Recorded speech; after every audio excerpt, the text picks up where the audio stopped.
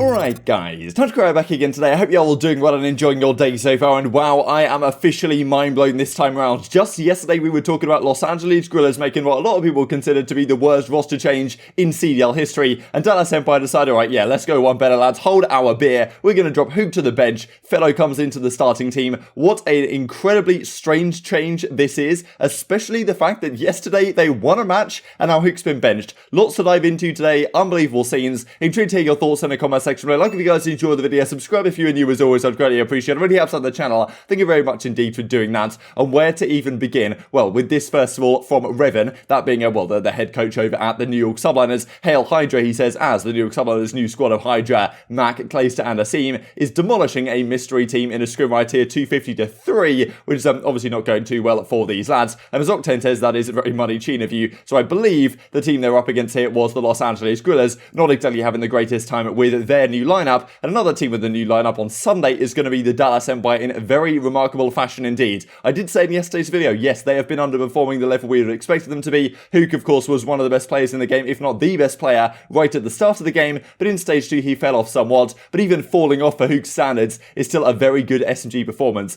Yeah, incredibly strange. We're just going to have to dive into a number of reasons here for why this may have exactly gone down, and look at what some of the pros have had to say on the matter in remarkable situation. So as Slaughter Mutiny says, well, man, Awakening are having a tough time. So of course a lot of roster discussions from these teams being like, okay, which players are underperforming, which players are doing very well indeed. And of course this comes out from, the COD League yesterday. The rap behind from who gets a proper spawn and guarantees a Dallas Empire W up against the Paris Legion last night when they ended up closing out this series, and Huke had a pretty good map 4. In this one I believe he finished the day in hardpoint with a pretty solid KD, one of the top 10 of the day. And just a couple of hours after that they decide to drop him to the bench after they win a series. I mean, this is one of the more remarkable things you are going to see, especially because look, if you are going to make this change, and I'm not saying this is a change you should make anyway, it's a very strange change indeed, dropping one of the best players in Call of Duty really, and especially in terms of raw talent and gun skill and these types of factors, and also in terms of being a great teammate. I mean, he seems super down to earth, humble guy, and obviously now a world champion after they won last season as well. You know, this type of player is not someone you easily drop, especially having just won a match, right? That's kind of one of the things that gets really strange to me, because if you are going to make this change, surely you think about making it after the major, right? So you have some time to practice with the new team,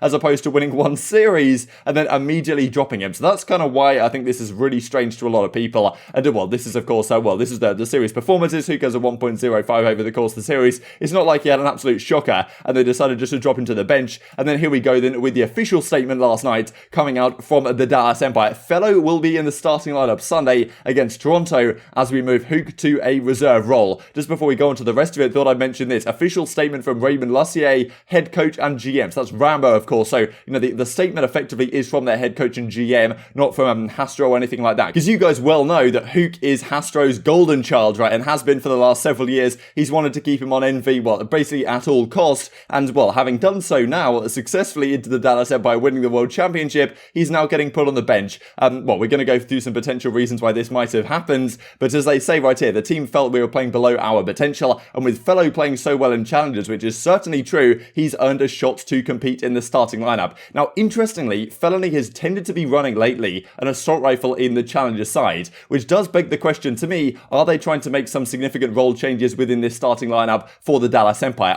Do they want to put ILLey on the second SMG? Maybe he feels like he's more comfortable in that second SMG role alongside Shotzzy. They bring in FeLo kind of as their, second AR flex player, and then Crim is still the main AR. But at the end of the day, if you're going to bring in effectively ILLey to replace Huke in that role, then I mean, you're replacing Huke as the main SMG role. Like, he's one of the best players to do it in Call of Duty history, and he's certainly a player that, pretty much any team in the league could probably pick this guy up and find some degree of improvement. Whether the Dallas Empire will let that happen, though, I kind of doubt it. Wish them the best. Another challenge for me, and I'm here for it, because a lot of people saw this and thought, okay, there's no way they've dropped Huke. There must be some personal reasons going on, that this can't be for, competitive reasons trying to get better, as they kind of say in the tweet right there. It must be for something personal's going on with Huke, and that's the reason why he's having to step away from a little bit and might potentially come back later. And as FeLo says, appreciate all the love. So great to see, FeLo getting his opportunity. I never thought he would get the opportunity with a squad as scary as the Dallas Empire, the starting lineup that they have, winning the World Championship last year, of course. But clearly, they thought a change needed to be made. Dashy's mind blown on the matter. No surprises there. Thought this is funny as well from Hitcher, right? Dallas got that early Hexweed company pack. So, Hex is starting this cannabis company, if you guys weren't aware of it.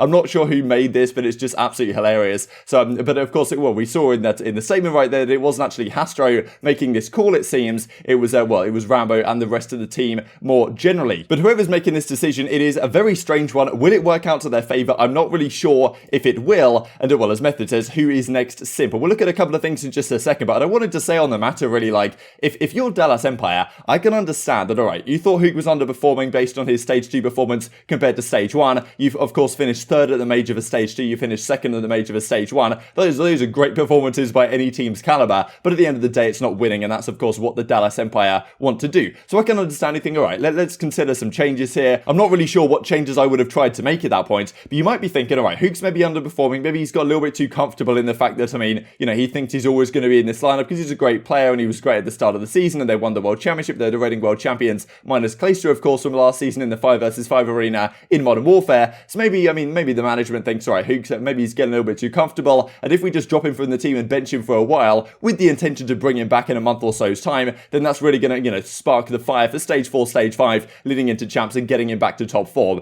Now, is that necessarily the play to make? If, of course, this is speculation, me thinking about what maybe their thought process is, you know, I'm not necessarily sure that's the right way to go, and maybe they think this is some sort of long-term solution with this squad. As Method says, who's next? Simp, you know, get Simp out, get aBeZy out, get some other lads in. That's going to be the solution. That's kind of the level that pros consider Huke on. I mean, I think from the public eye, Huke has a pretty good perception. People think he's a great player, but they don't think he's like an all-star, well, you know, they don't think he's like one of the all-time greatest, most talented players of all time. I think it's generally the public perception, but the pros certainly do. The pros have been gassing up Huke for years, even before he started winning championships last year on the Dallas Empire, because before that, his teams had kind of had lackluster success, but the pros were always like, look, this kid is disgusting, and well, finally he actually showed it last season, and was showing it at the start of this season, before getting benched just a couple of months into the title. I mean, truly unbelievable stuff, and I mean, as Nameless says, this is the most shocking announcement I've seen in a while. Gotta be something non-performance based, which the guys the best are like, this is going to be crazy, and Joe DeLuca, that being Merc, says something similar. Crazy news. The only reason I think it isn't about performance is because that trio, you know, what that trio of Huke, Shotzzy have been, on top of the way, you know, Stro has always had Huke as our priority. That's been Envy's COD poster boy for absolutely years. Has to be something else. But Slacked comes out on the flank last night, the emergency flank, and says, look, Huke 100% wants to play in the team.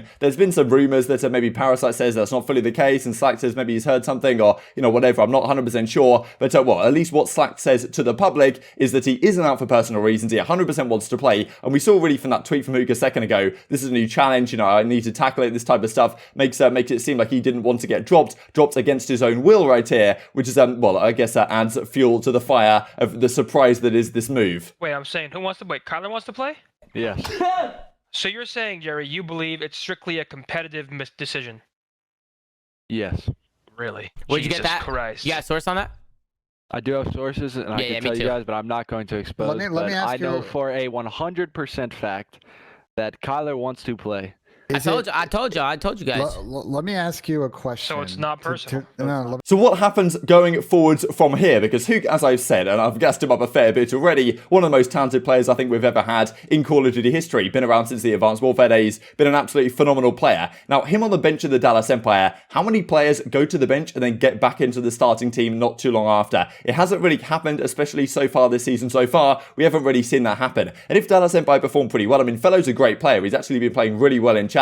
And maybe this whole idea of putting ILLey on the SMG, if they do want to go down that route, having FeLo as the second AR, I mean, ILLey and Shotzzy as kind of the SMG duo, maybe that'll actually work out to great effect. I mean, get VMP ILLey back from Black Ops 3, where he was absolutely disgusting. And of course, last season, when all three of those guys were running MP5s in Modern Warfare, that was actually when their team was performing the best. So maybe they think that's a way to go. Now, okay, of course, Huke has been a player that he was loaned out briefly from Envy way back in Black Ops 4. You guys might remember when he went to Splice briefly, then he came back to Envy for the start of, well, for the start of Modern Warfare, of course, when it became Dallas Empire. So I cannot see a world in which they want to get rid of him off this team. There's no way Hastro's going to be like, all right, after all these years, after actually finally, you know, believing in Huke for all this time and actually finally winning a world championship with him last season, we're not going to drop him the next season and let him go to another team. Because, I mean, so many teams would want Huke, right? Like, pretty much with the exception of FaZe, maybe. I'm pretty sure every team would at least heavily consider trying to get Huke. I mean, OpTic tried to do it during World War II as well. They tried to get Huke on the team. That didn't work out. So, I mean, pretty much every team would want to have him, I'm sure Decimate's there's 11 teams in Huke's DMs right now, but there's just no way to me that Dallas let him go, which means that there's no way that I can see this guy being on the bench for the long term, right? Like, I mean, if he's still benched for the rest of the season, it'd be such a loss for Call of Duty in general not to be able to see this guy play at the highest level. And as I say, I just don't think they want to get rid of him, which means that, I mean, are they going down this route of maybe, okay, we'll bring in FeLo for a bit, we'll get Huke fired up on the bench or something, and then try and bring him back for Stage 4, Stage 5, and then win the World Championship again with him after maybe he gets back to some performance levels that he was having during Stage 1. But yeah, crazy scenes. I don't really know what more to say on that. As Arcitys says, us, OpTic and Surge, the only teams that haven't made a roster change. That is pretty remarkable to see. Out of 12 teams in the league, we are sitting here at the start of Stage 3, and 9 of them have made some sort of a change. And well, FaZe, OpTic and Surge, I doubt they'll make one anytime soon, but Surge still is a possibility if they start underperforming. OpTic and FaZe, I imagine they will still stick towards the end of the season. But yeah, crazy changes we have seen so far. And as aBeZy says, these are some of the players that have been benched so far this season. Huke, Vivid, Slasher, MajorManiak, Methods of course, Slacked, Alex, Zero, Afro and Dylan from the London team, all on the bench, and more players of course. Now, I mean, Slasher says, I believe, you just hear in a second, here it is, a bench team would do better than teams in the league, no cap. So yeah, I mean, I'm not doubting it at all. And as Cheetah says, no way you're coming at my neck right now saying that, yeah, we can form a better team than Los Angeles Grillers. I would not be surprised if that was the case by any means. I mean, some of these players are phenomenal. I mean, aBeZy was talking on the Breaking Boy podcast